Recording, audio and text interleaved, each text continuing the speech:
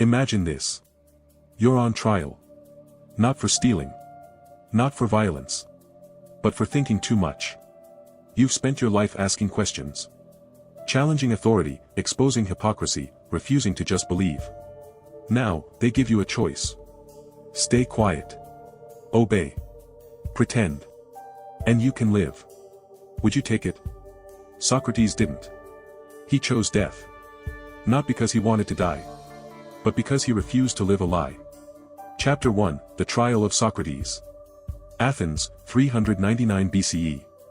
The birthplace of democracy, now putting its wisest man on trial. Socrates, a 70-year-old philosopher, faces 2 charges. Corrupting the youth. And impiety, disrespecting the gods of the state. But everyone knew the truth. He wasn't dangerous because of his beliefs. He was dangerous because he made people think. He questioned the powerful. He exposed ignorance in high places. He forced society to confront its own contradictions. And societies, ancient or modern, have one thing in common. They fear those who ask uncomfortable questions. Chapter 2, The Offer, 3 to 430. When found guilty, Socrates was told to suggest his own punishment. Most people would have begged for exile. Offered apologies. Compromised. Socrates did the opposite. He said, I deserve to be rewarded, not punished. Rewarded, for making Athens wiser. The court was stunned. They offered him one last deal. Stop teaching. Stop questioning. Stop challenging the system. And you can walk free. Socrates refused. Because to him, there was something worse than death. Living without truth. The unexamined life is not worth living, he said.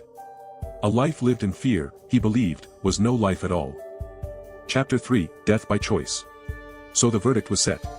Death, by drinking poison hemlock. Even then, friends begged him to escape. They had the plan ready.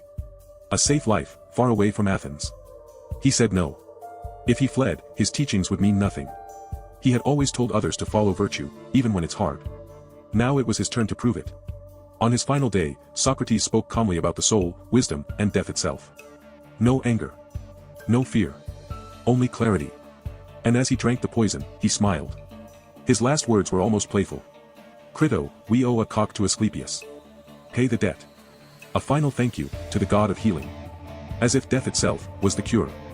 Chapter 4, What It Means Today, 6:30 to 9 o'clock. Socrates' death isn't just history. It's a mirror.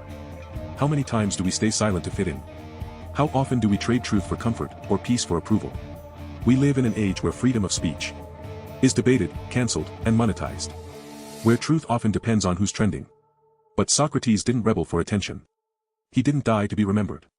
He simply refused to betray his own mind. He lived, and died, by one principle. That integrity is worth more than survival.